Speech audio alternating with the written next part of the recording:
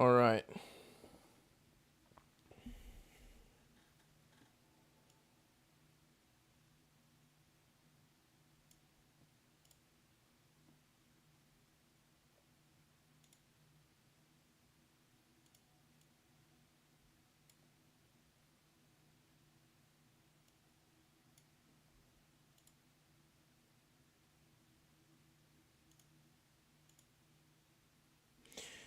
Okay. Today we're going to talk about a book. Let's see here. Waiting for the Barbarians by J.M. Coetzee. This book was written in 1980. And it's a short little thing, just 150 pages. And yeah, it's rich in themes, discussions of colonialism and imperialism, and it's a very affecting work. So we're going to talk about it today. Um, the book opens, page 1. I have never seen anything like it. Two little discs of glass suspended in front of his eyes in loops of wire. Is he blind? I could understand it if he wanted to hide blind eyes, but he is not blind. The discs are dark. They look opaque from the outside, but he can see through them. He tells me they are a new invention. Okay? So that is the opening scene, the opening observation of our unnamed protagonist. He's an unnamed sort of bureaucrat, someone who works in an outpost of the empire. Let's pull up Wikipedia to make sure I'm using. Yeah, let's see here. Magistrate was the word I was looking for. He's an unnamed magistrate in a settlement. He operates governing a settlement of the empire, and he gets visited by Colonel Jol.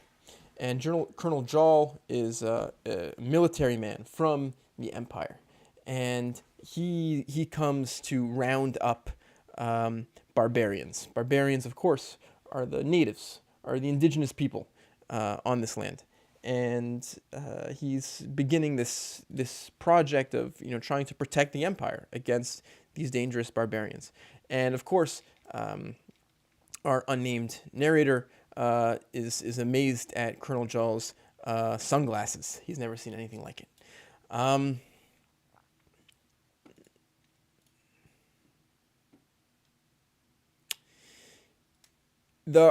protagonist is horrified by Colonel Jol's brutality. He's a bit of a sadist, and he rounds up a bunch of these indigenous peoples, and he starts to interrogate them. Our narrator has no reason to be alarmed or concerned. He's had only peaceful interactions so far with these quote barbarians, but Colonel Jol feels otherwise. So in the beginning of the book, our narrator sort of learns about what Colonel Jol is doing. He says, before I go to bed, I take a lantern, cross the square, and circle through the back streets to the granary. There is a new guard at the door of the hut. Another peasant boy wrapped in his blanket, asleep. The cricket stops its singing at my approach. The pulling of the bolt does not waken the guard. I enter the hut, holding the lantern high, trespassing, I realize, on what has become holy or unholy ground, if there is any difference. Preserve of the mysteries of the state. He walks in on what's basically become a torture chamber, and he gets all of a sudden this confrontation with this war on terror, with this war on the hostile native population. Skipping ahead, and this is sort of his understanding of what's going on right now in the empire. Last year, stories began to reach us from the capital of unrest among the barbarians. Traders traveling safe routes had been attacked and plundered. There's terror attacks. Stock thefts had increased in scale and audacity. A party of census officials had disappeared and been found buried in shallow graves. Shots had been fired at a provincial governor during a tour of inspection. There had been clashes with border patrols. The barbarian tribes were arming, the rumor went. The empire should take precautionary measures, for there would certainly be war. And what this book is about, ultimately, is the power of a war footing, the power of war on terror, the power of the fear. No man, there's no woman living along the frontier who has not dreamed of a dark barbarian hand coming from under the bed to grip her ankle. No man who has not frightened himself with visions of barbarians carousing in his home, breaking the plates, setting fire to the curtains, raping his daughters. And then our narrator says his perspective, which is that these dreams are the consequence of too much ease. Right? Show me a barbarian army and I will believe. And that's the juxtaposition. That's the tension that animates this book and animates much of politics when it comes to security and national security and the war on terror. On the one hand is fear. On the one hand is real fear. On the one hand are attacks, are terror attacks, are real examples of violence. And that's used to justify a war on terror. That's used to justify a war against the outsider for very, very understandable reasons, But our narrator is a little more skeptical. He doesn't buy into that hype. He's not as afraid. He says these dreams are the consequence of too much ease. He says when you're living comfortably in your homes, on the empire, on the frontier, surrounded by people who are outsiders, different than you. Yeah, there's going to be these anxieties, and that's the tension of the book. One of the things that I think is so powerful about the book is the way in which our unnamed narrator sort of falls into his position of being, you might say, anti-colonial, to use our modern terminology. He doesn't buy in to this fear-mongering. He doesn't buy into this war on terror. And it's not because of any moral superiority. There's nothing in the book that indicates our narrator is a particularly philosophically minded, morally concerned person. He engages in the kind of behaviors that his everyone in his society engages in. He basically takes a barbarian woman as a mistress and rapes her. He's just not. That's to say he's not morally evolved in some sense. He's no Dalai Lama, but he just lacks a certain level of fear, a certain level of anxiety, and that's it. And that's all that happens, And he's going to observe. He's going to see what happens as the empire takes on this war footing, as the empire goes to war and tries to protect itself against this dangerous outsider. And what we see immediately in the book from the very beginning and as a thread throughout the book is torture. The weapon, the power of torture. Horrible things are described. Horrible things are done to these captured barbarians, trying to extract from them knowledge. Tell us, are you arming? Are you not arming? And Colonel Joel himself, who we met in the first page of the book, is quite a sadistic torturer himself. Yeah, I mean, in the real world, yeah, torture comes up a lot. This sort of pattern that's described in the book is, you can find examples of it in many places. This is an example of this quote here about, no woman living along the frontier has not dreamed of a dark barbarian hand coming from under the bed to grip her ankle. Reminds me of, some stuff I read from Dr. Gerald Horne, talking about the counter-revolution of 1776, talking about the history of slavery in America. And one of the things I learned in reading that book, which I hadn't previously thought about, was how so much of slavery and the brutality of slavery was motivated by this fear of the slave. How every slave owner dreamed of the slaves uprising and the slaves coming in the middle of the night and raping their women, And so much of the brutality of slavery as we know it is meaning the brutality of the slave owners towards the slaves, is the flip side of that fear. And it's not just that, America's war on terror. We're going to talk more about that. You can read America's mass incarceration through this lens. It's a lens, which is a very powerful lens that I think this book explores, and we're going to continue to explore. And it can be applied, I think, to a lot of different elements, a lot of different events in history.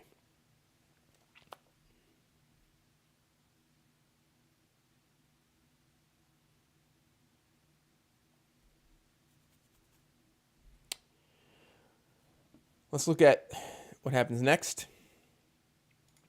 Again, we have a collection of these barbarians who are captives, and they're living in this granary, and they're sort of around the town, they're around the settlement. And our narrator describes that for a few days, the fisher folk, these prisoners, are a diversion with their strange gabbling, their vast appetites, their animal shamelessness, their volatile tempers. The soldiers lounge in doorways watching them, making obscene comments about them which they do not understand, laughing. There are always children with their faces pressed to the bars of the gate. And from my window I stare down, invisible behind the glass. Okay? And then something happens, right? And this is a key move. This is a key interrogation of human nature and human psychology, right? Then, altogether, we lose sympathy with them. The filth, the smell, the noise of their quarreling, the coughing becomes too much. There's an ugly incident when a soldier tries to drag one of their women indoors, perhaps only in play, who knows, and is pelted with stones. A rumor begins to go the rounds that they are diseased, that they will bring an epidemic to the town. And this continues. And this move, this transition, I think, is such a critical, crucial element of human psychology. The way in which oppression and the symptoms of oppression lead to more oppression. When people are living in conditions that are dehumanizing, it is easy to dehumanize them in a vicious cycle. And the consequence of this is that, again, torture, cruelty is sort of something baked into human society here, to our capabilities as human beings. It's almost a default, the resistance to cruelty, resistance to this kind of torture and dehumanization is almost the exception to the rule.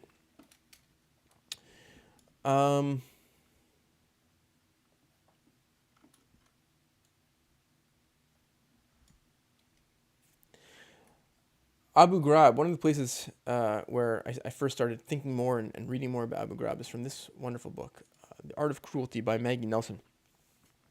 A really wonderful book of nonfiction stuff related to aesthetics and art and cruelty and politics and Nietzsche and all these great themes. And she's a very incisive thinker, in my opinion.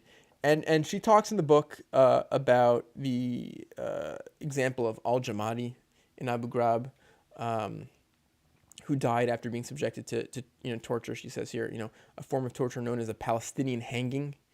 It's one of the many enhanced interrogation techniques approved by the Bush administration. One has one's arms shackled behind one's back, then affixed far above the torso. You can find pictures of all this on Wikipedia, of course, and much, much worse. When finally CIA interrogators removed his hood and lowered his body to the ground, blood came gushing out of his nose and mouth as if a faucet had been turned on. This kind of gruesome, brutal description is actually the kind of thing you'll find in Waiting for the Barbarians to some extent. Not a Palestinian hanging per se, but that's the kind of cruelty and sadism that characterizes this project of interrogating the barbarians in the book. And it's universal in a sense, right? I mean, it was characterized America's war on terror. And if you read The Origins of Totalitarianism, and if you read, she cites Joseph Conrad's Heart of Darkness as an example of European imperialism in Africa, also equally brutal, equally torturous, equally barbarous.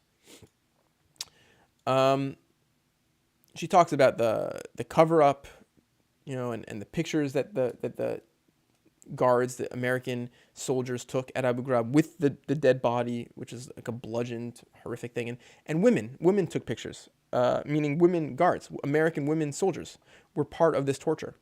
So, she explores sort of what that meant, philosophically, to sort of see that. So, for many, for whom a female reclamation of sadism provides no reason to rejoice, the photographs from Abu Ghraib depicting Specialist Megan Ombul, Private First Class Lindy England, and Specialist Sabrina Herman engaged in brutal acts of torture and sexual abuse were devastating. Writer Barbara Ehrenreich went so far as to claim that a certain kind of feminism, or perhaps I should say a certain kind of feminist naivety, died in Abu Ghraib. The feminist naivety she's referring to is the kind that saw men as perpetual perpetrators, women as the perpetual victims, and male sexual violence as the root of all injustice, and presumed that women were morally superior to men due to their lesser inclination towards cruelty and violence. All that was before, Ehrenreich says, we had seen female sexual sadism in action.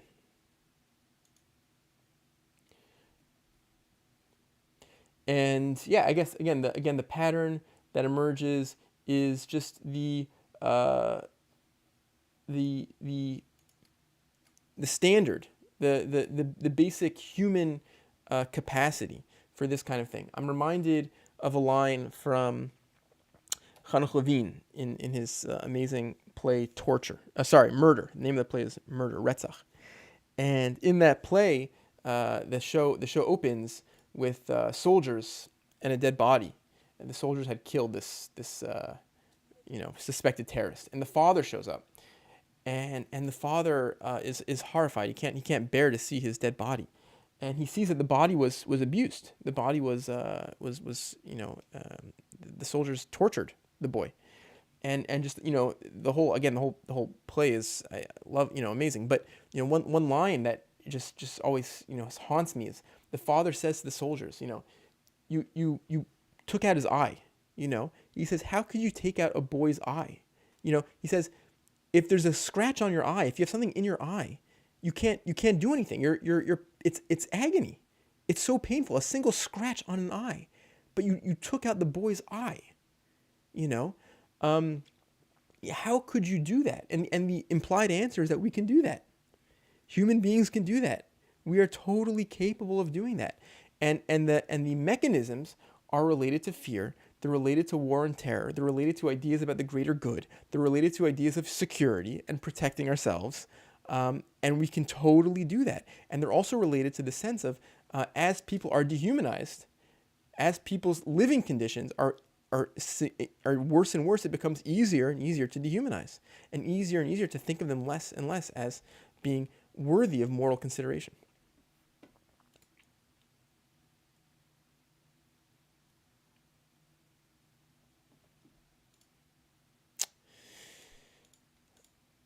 And the following pages is one of the most powerful quotes in the book for me, and it's there's a lot of beautiful quotes that I think really cut to the moral core of the book. They speak to this question of morality, and so our protagonist is really in an awful spot. He knows what's happening. He sees this unjust cruelty, this wanton cruelty being perpetrated against the barbarians that he has no problem with, and he can't do anything about it. His hands are tied. He can't tell Colonel Joel or anyone from the Empire that he resists, or what's he going to do? Eventually, our protagonist narrator will end up in prison for his small amount of resistance, but he's nothing he can do, and it leads him to feel extremely depressed. And this book is largely about the effect of that knowledge. There's nothing he can do, but his empire is perpetrating cruelty, and he can't do anything about it. It's being perpetrated in the name of a war on terror, and he reflects on this experience. He interrogates this experience. He says, "It is the knowledge of how contingent my unease is, how dependent on a baby that wails beneath my window one day and does not wail the next, that brings the worst shame to me, the greatest indifference to annihilation." Right?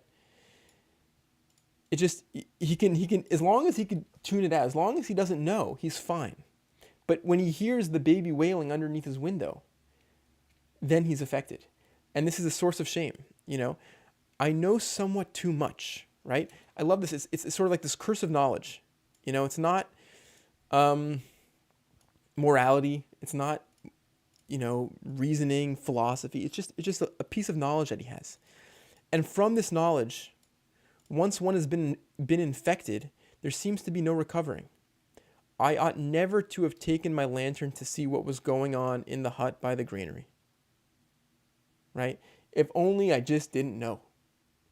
It would be so much easier. If only I didn't know. On the other hand, there was no way, once I had picked up the lantern, for me to put it down again. The knot loops in upon itself. I cannot find the end. This very powerful poetic language of just being trapped, stuck in this state of knowledge that he can't escape. Once he picks up the lantern, once he follows that thread, once he becomes aware, he can't put it down again.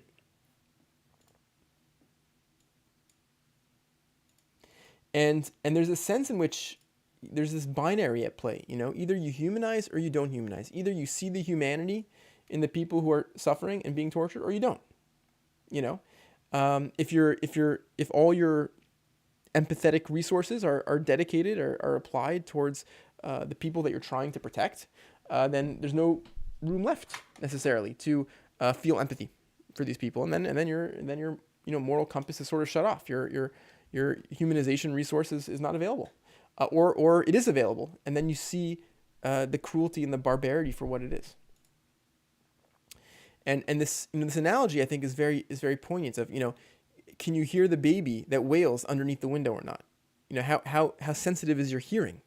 Do you have the courage to look in the granary in the hut to see what's going on in the hut by the granary or not?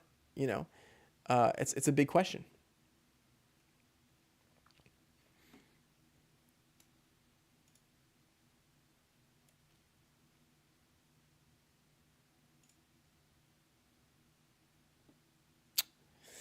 This is a scene where things start to go worse for our narrator. This is shortly before he's going to end up in a lot of trouble for trying to talk to the barbarians. He ends up, a woman is left behind from the initial roundup of barbarian men, women, and children. She was tortured. She was blinded by the torturers. She sort of becomes our narrator's mistress to some extent. He's not the only one who sleeps with her. And eventually he wants to take her back and return her to the barbarians. And that ends up landing our narrator in prison for a while. But this is shortly before all that, where we have a confrontation between our narrator and, I believe, Colonel Jal, if I'm not mistaken. And he's sitting down across the table, and they have this sort of, I think, critical confrontation. The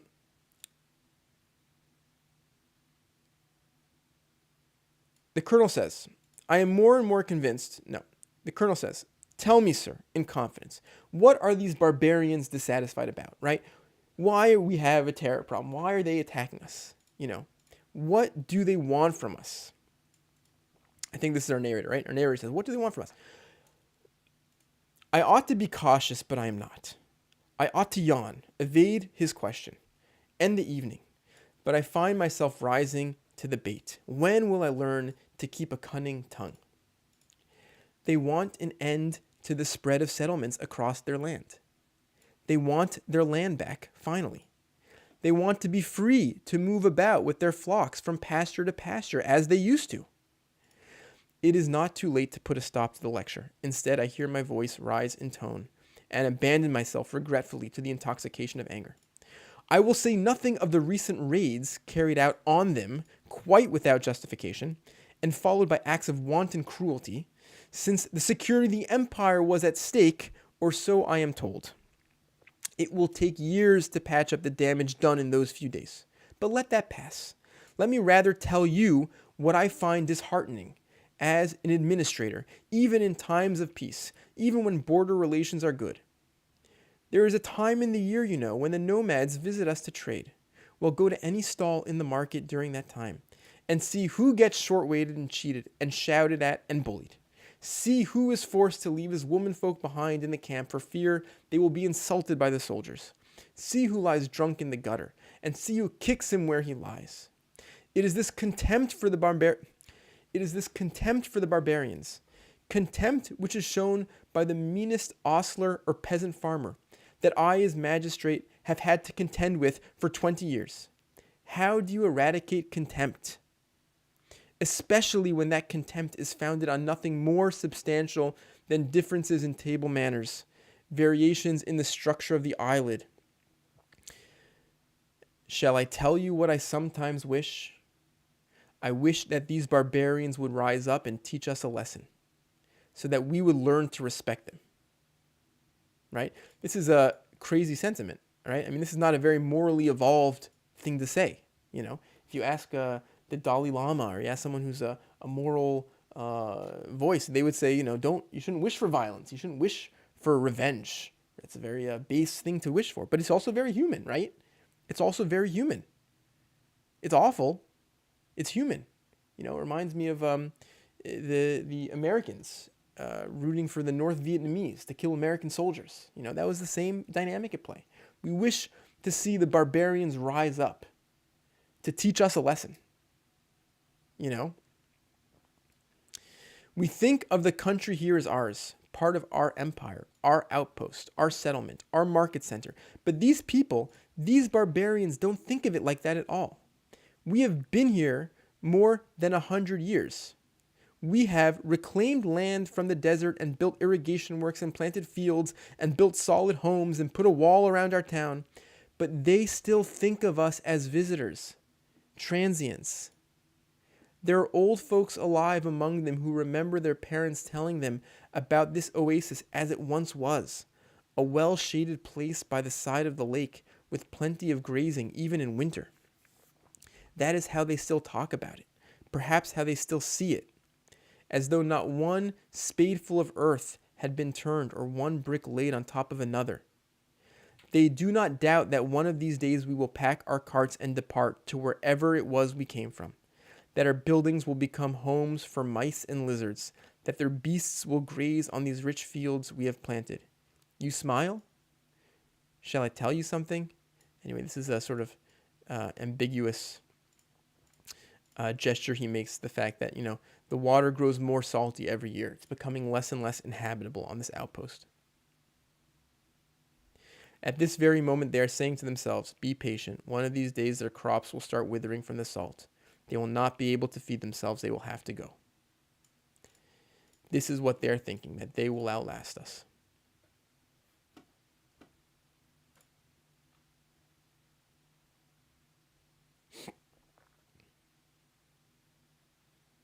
And of course, what emerges is that there is no way to really communicate across this divide. I mean, our narrator regrets not keeping quiet because there's nothing he can say. There's nothing he can say.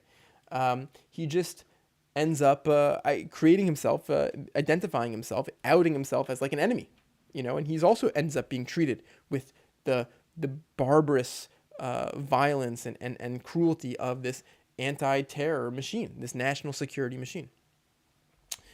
In this context, thinking of national security, the war on terror, I think it is crucial to think about America's Iraq War.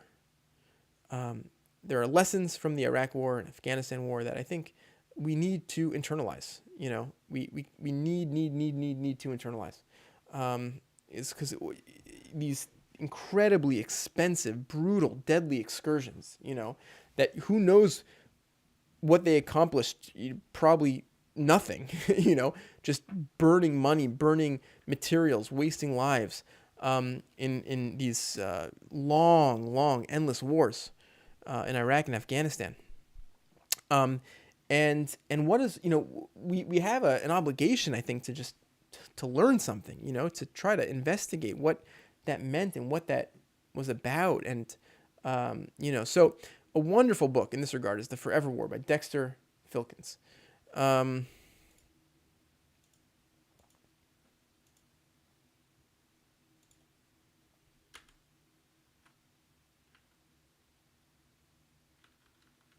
try to find out what year it was written in. 2008. Okay, 2008. Oops.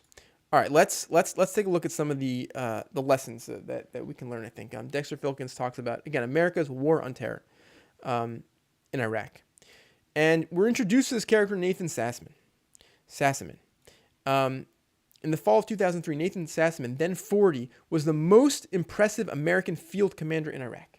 Okay, he was witty, bright, and relentless, the embodiment of the best that America could offer. That's so important to use as context. We're talking about the all-American soldier hero.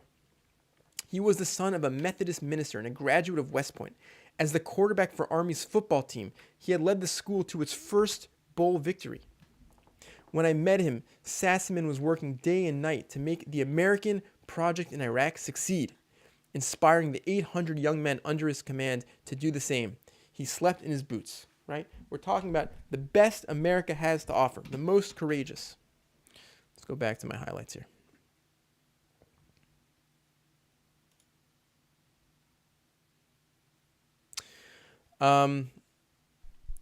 He's describing sort of the scene in Iraq with Sassaman, his work policing Iraq, searching for out terrorists. There were ugly moments and there were hopeful ones, and they made me wonder not only what the Americans were doing to Iraq, but what Iraq was doing to the Americans. Right? This is key. The struggle for the country was mirrored in the hearts of the men. Sassaman himself sometimes seemed like two people, the visionary American officer setting up a city council, and the warrior who took too much joy in the brutalities of his job. That's the duality, That's the duality, the corruption, the internal corruption that happens when people try to prosecute a long-term occupation of a hostile population that doesn't want you there. It's like Jekyll and Hyde out here, Sassaman told me after the Balad City Council meeting. By day, we are putting on a happy face. By night, we are hunting down and killing our enemies.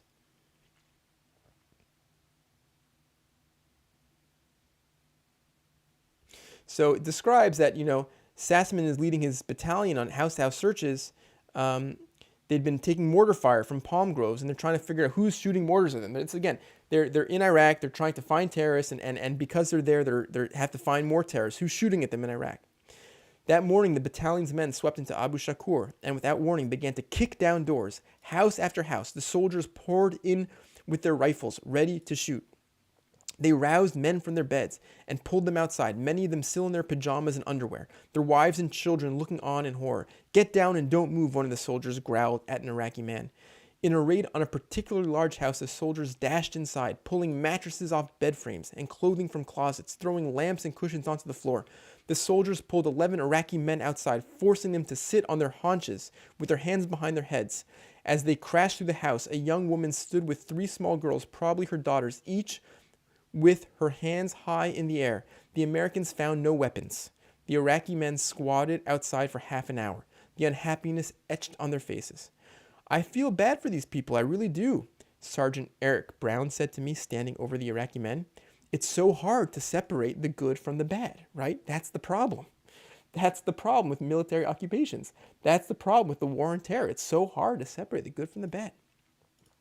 By mid-morning, Sassaman's battalion had searched 70 homes in Abu Shakur and questioned dozens of men, but netted not a single gun nor a single suspect. If you multiplied the raid in Abu Shakur 1,000 times, it was not difficult to conclude that the war was being lost. However many Iraqis opposed them before the Americans came into the village, dozens and dozens more did by the time they left. The Americans were making enemies faster than they could kill them. Right? And this is the consequence of a war on terror. This is the consequence of military occupation. This is what played out in Iraq.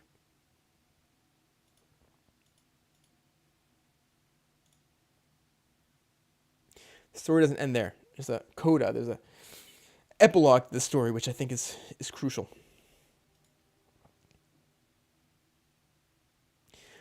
Again, in this military occupation, this policing project, there's a curfew. People have to be inside at a certain time. A group of Sassaman's men had been on patrol in Samarra when they spotted a couple of Iraqis driving around past curfew. The soldiers stopped the men, who happened to be cousins, searched their truck, and found a heap of bathroom fixtures. They told the Iraqis to hurry home. Then, as the 2 men started to leave, the soldiers stopped them again. This time, the Americans cuffed the 2 Iraqis, whose names were Marwan and Zaydun Fadil, put them in the hull of their Bradley, and took them to a spot on the Tigris, which is a river, of course. It was a dark and frigid January night. The soldiers motioned with their guns. "Jump," they told them. Marwan and Zaydun resisted, even begged. Finally, they went into the water and the Americans drove away. It was a dumb call, Sassaman said, nursing his coffee. Pushing people into the Tigris at night. Pushing people into the Tigris at night, I now learned, was one of a number of punishments Sassaman's men had dreamed up to discipline the Iraqis who had gone completely out of control. That is, discipline the Iraqis without killing them. They called it non-lethal force. Sassaman approved of some of the measures, disapproved of others. He claimed not to know about what his kids called getting people wet.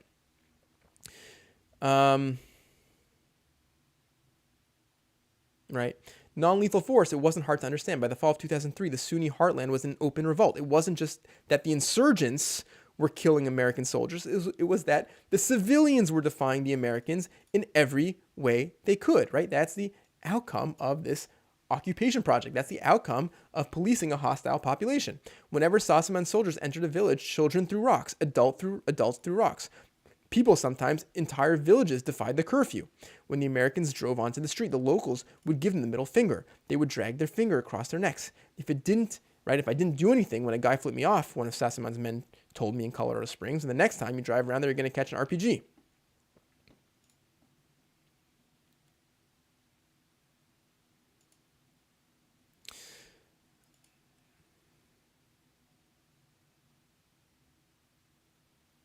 We learn about Logan.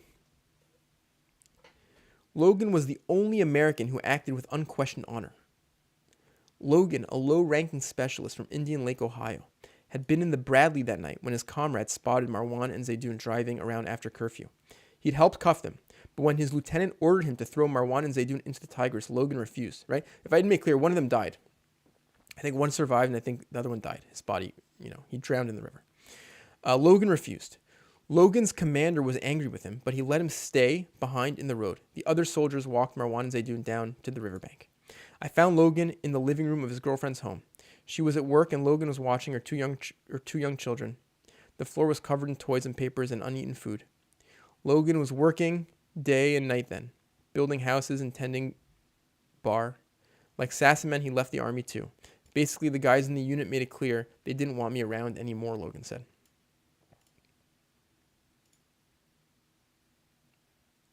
Two years later, after I returned to the United States, I decided to track Logan down. I had some difficulty at first. It turned out he had left Colorado Springs and gone back to his boyhood home in Indian Lake. His grandmother was dying, and Logan wanted to spend the last weeks with her.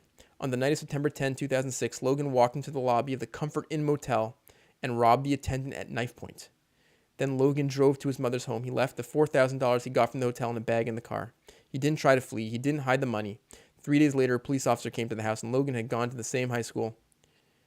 He and Logan had gone to the same high school. Logan had been waiting for him. He confessed on the spot. He got 2 years in prison. His mother, Nancy, visits him twice a month. He's hoping to be a truck driver when he gets out. She told me she never heard about Marwan and Zaydun. I wonder every day if something happened to him while he was there, she said. Right? This is the cost. I mean, this is the legacy of wreckage. The legacy of disaster. Policing a hostile population. Creating enemies faster than you can kill them. It's awful. And the psychological toll on the soldiers. The way in which Iraq, it's not what America is doing to Iraq, it's what Iraq does to America.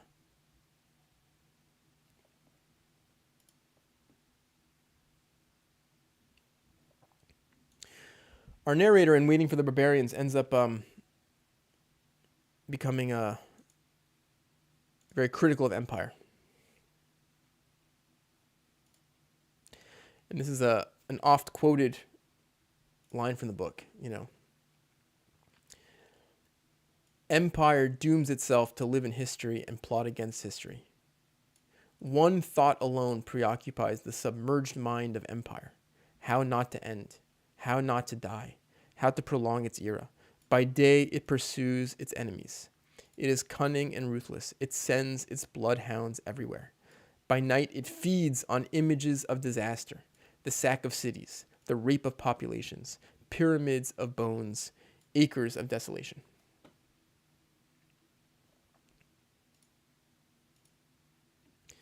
A very powerful image from the end of the book. I think this is right at the end. there's just more restlessness. Colonel Jol sends out an expedition to fend off, find more barbarians, and they end up getting lost, and they come back haggard, and the Empire's soldiers flee the outpost, and the people who are left there are terrified, and this sort of image, which is sort of captured in the cover image of the book, is along the north rampart we have propped a row of helmets with spears upright beside them. Every half hour a child passes along the row, moving each helmet slightly. Thus do we hope to deceive the keen eye of the barbarians. Sort of a visual metaphor for that anxiety of empire that this book is so fascinated with.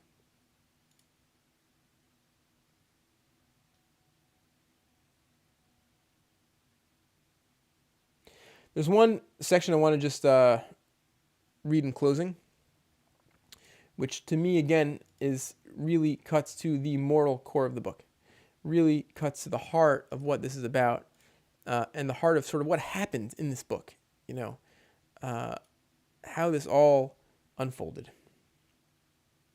It's an incredible scene. 276. Late in the book, our narrator is getting interrogated because, again, this ongoing war on terror, this ongoing policing, this ongoing anxiety about the barbarians. We know from earlier in the book that our narrator, administrator, has found little relics of past barbarian civilization, past barbarian outposts, and he finds remnants of their writing system. He finds little pieces of paper where, not necessarily paper, scraps of wood, with writing on them. And he collects these. He's fascinated by them, and he's interested in this culture and this writing system, and he tries to decode them, but he can't. He can't decode them. There's so many different symbols, he doesn't know what they mean, but he has a collection of them. And in this process of securing the empire, Colonel Jol and others, they find our narrator's collection of notes, and so he's called in for questioning. Again, I stare into the black lenses, again, the sunglasses of Colonel Jol, that visual image. He goes on. A reasonable inference is that the wooden slips contain messages passed between yourself and other parties. We do not know when. It remains for you to explain what the messages say and who the other parties were. Right? So at this point, our narrator has been sort of identified as no friend of the of the Empire's security establishment. He's seen as a threat. He's seen as an outsider, and as such, he's being called in for questioning. And he says, "You're clearly in cahoots with the barbarians, right? So please read to us. Please explain this script." So he takes a slip from the chest and flicks it across the polished surface of the desk towards me. I look at the lines of characters written by a stranger long since dead. Right? Of course, we know, as the narrator knows that these are not words or language that he can decipher, and these are certainly not messages he's been sending. I do not even know whether to read from right to left or from left to right. In the long evenings I spent poring over my collection, I isolated over 400 different characters in the script, perhaps as many as 450. I have no idea what they stand for. Does each stand for a single thing, a circle for the sun, a triangle for a woman, a wave for a lake, or does a circle merely stand for circle, a triangle for triangle, a wave for wave? Does each sign represent a different state of the tongue, the lips, the throat, the lungs, as they combine in the uttering of some multifarious, unimaginable, extinct barbarian language? Or are my 400 characters nothing but scribal embellishments of an underlying repertoire of 20 or 30 whose primitive forms I am too stupid to see? And so this is our narrator's answer to Colonel Jol sitting across the table. He sends a greeting to his daughter, I say. I hear with surprise the thick nasal voice that is now mine. My finger runs along the line of the characters from right to left, whom he says he has not seen for a long time. He hopes she is happy and thriving. He hopes the lambing season was good. He has a gift for her, he says, which he will keep till he sees her again. He sends his love. It is not easy to read a signature. It could be simply your father, or it could be something else, a name, right? And that is the moral core of the book. That's what this book is all about. It's just in this moment of pressure, in this moment of being forced to defend himself and make the case against the war on terror, right? Make the case against the oppression and the torture of these people. What's the case? The case is, it's a letter, it's greetings to his daughter. It's just they're human beings just like us. And when I think about this, I think in the context of like our social media, which is and news, which makes the world in many ways so close and so instantaneous and live, but at the same time,